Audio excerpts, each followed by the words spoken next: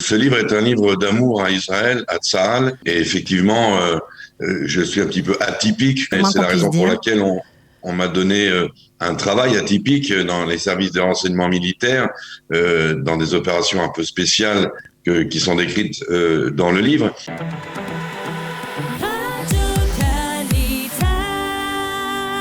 Vous le connaissez probablement, il s'appelle Raphaël Yerushalmi. Alors vous connaissez peut-être son passé militaire puisqu'il a été ancien officier du renseignement d'Israël. Vous connaissez peut-être moins l'homme et en tout cas son histoire. On est avec lui ce matin pour parler de son livre Des Sex Pistols à l'intifada, confidence d'un officier israélien du renseignement. Alors si vous voulez savoir beaucoup de choses, en tout cas sa vision personnelle des Arabes, des Juifs et des punks en passant par la guerre et par Dada, restez avec nous, il est là.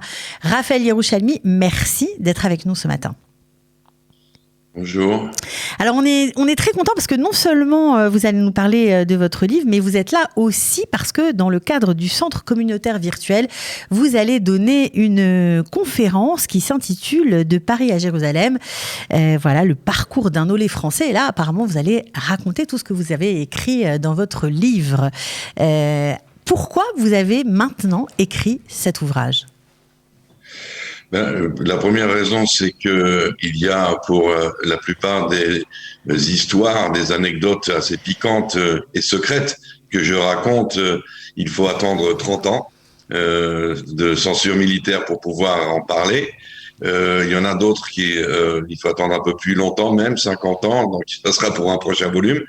Mais c'est aussi une sorte de bilan de vie, de tournant. Il me semble que justement à une époque où malheureusement, il y a beaucoup de préjugés et d'antisémitisme et d'antisionisme, de rétablir certaines vérités et de montrer le parcours d'un officier de Tsahal, d'exposer une sorte de sionisme sans complexe, de judaïsme sans complexe, qui s'est accompli durant ce parcours incroyable de Paris à Jérusalem. Alors, officier de Tsahal, oui, mais quand on lit votre livre, on est assez fasciné par votre parcours. Vous avez fait Normal Sup, vous avez été un jeune dans votre temps, dans les années 68. Voilà, vous avez fréquenté le palace, les boîtes de nuit, vous avez voyagé, vous avez fait un tas de choses incroyables. Et en plus, vous parlez avec une truculence, on se régale quand on vous lit vraiment. Qu'est-ce qui a été la chose la plus difficile pour vous à raconter ? Ce livre est un livre d'amour à Israël, à Tsahal, et effectivement, je suis un petit peu atypique comme officier israélien, et c'est la raison pour laquelle on m'a donné un travail atypique dans les services de renseignement militaire, dans des opérations un peu spéciales qui sont décrites dans le livre. Donc les moments les plus difficiles d'écriture pour moi, mais il fallait les faire, c'est les moments où il y a quand même une lucidité par rapport à certaines choses en Israël, dans la société israélienne, ou au cours de ma carrière, qui m'ont déplu, qui m'ont déçu. Et là, j'ai voulu être sincère, et malgré mon enthousiasme pour mon pays et pour mon armée, ça ne m'empêche pas d'avoir une certaine lucidité, une certaine sincérité. C'est un livre d'une grande franchise, sans barrière, où donc je dis beaucoup de bonnes choses, mais j'ai quand même quelques critiques à adresser à mon bien-aimé pays et même à certains généraux qui avaient peut-être pris des mauvaises décisions.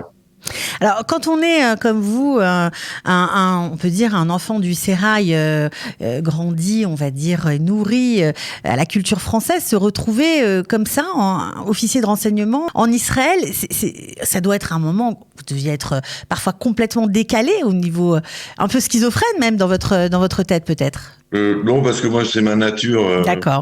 C'est peut-être pour ça qu'on m'a choisi aussi. C'est ma nature de jouer, d'avoir plusieurs visages et de jouer sur plusieurs tableaux, d'avoir plusieurs cordes à mon arc. Je précise juste, j'étais dans les services secrets de Tsahal, Tsahal. donc dans Amman, dans l'intelligence militaire. Et donc, comme je l'ai dit, cette culture française, ce côté parigot, parisien, un peu désinvolte, de se passer quand même très libre par rapport. Les Israéliens sont assez carrés. Hein.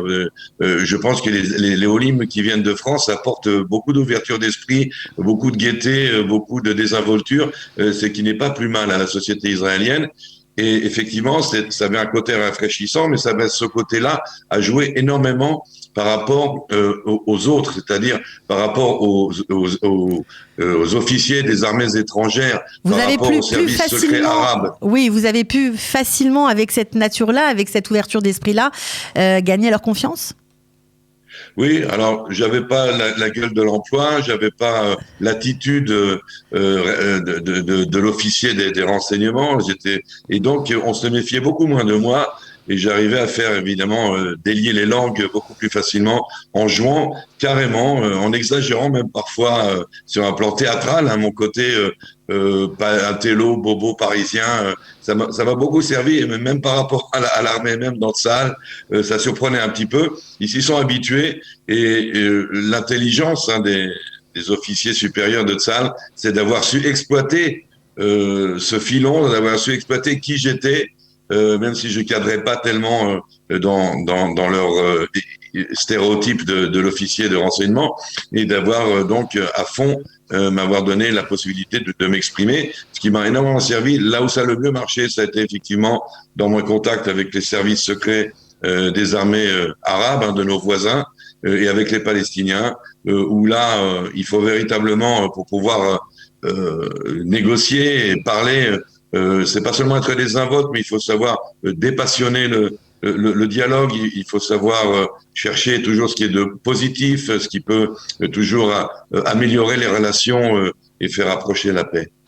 Alors, vous avez fréquenté bien sûr les grands de ce monde et au-delà des grands de ce monde aussi des personnages qui ont marqué l'histoire du XXe siècle. Qu'est-ce qui reste en mémoire? Je sais que vous avez fait plein d'opérations, des opérations humanitaires, vous avez fait beaucoup de choses, vous racontez tellement d'anecdotes dans votre livre. Moi, en tant que... j'ai la curiosité de vous demander quelle personne vous a le plus touché ou le plus marqué voilà, de ces grands personnages que nous ne connaissons qu'à travers notre petit écran. Alors, c'est très facile. Je me suis retrouvé dans des situations cocasses, hein, que je raconte à prendre le café avec le dictateur chilien Augusto Pinochet, avec effectivement des grands seconds, des rois, des princes. Mais j'ai toujours préféré le côté humain. Moi, j'ai préféré ce que j'ai rencontré justement chez les personnes de tous les jours, anonymes, qui montrent des exemples de la petite histoire qui contredit la grande histoire, qui donne espoir en l'humanité. Mais si on me demande quelle est la personne qui m'a le plus influencé, le plus marqué de toute ma vie, ma réponse est très très facile. C'est le général Nehemiah Tamari, que Dieu ait son âme, car il est mort dans un grave accident d'hélicoptère en mission au-dessus de la frontière israélo-jordanienne. Mais c'est le général Nehemiah Tamari qui était le mélange de l'officier légendaire de Tsahal, un immense stratège, un grand général, un grand leader d'hommes, mais en même temps d'une humanité, d'une patience, d'une sagesse à toute épreuve, à l'écoute de chaque soldat, un personnage hors du commun. Alors évidemment, dans ce livre, vous racontez beaucoup d'anecdotes personnelles. On peut dire que c'est une espèce d'autobiographie, de mémoire entre guillemets. Vous parlez aussi des Israéliens, beaucoup. Vous réglez parfois quelques comptes. Est-ce que les Israéliens ont changé, Raphaël ?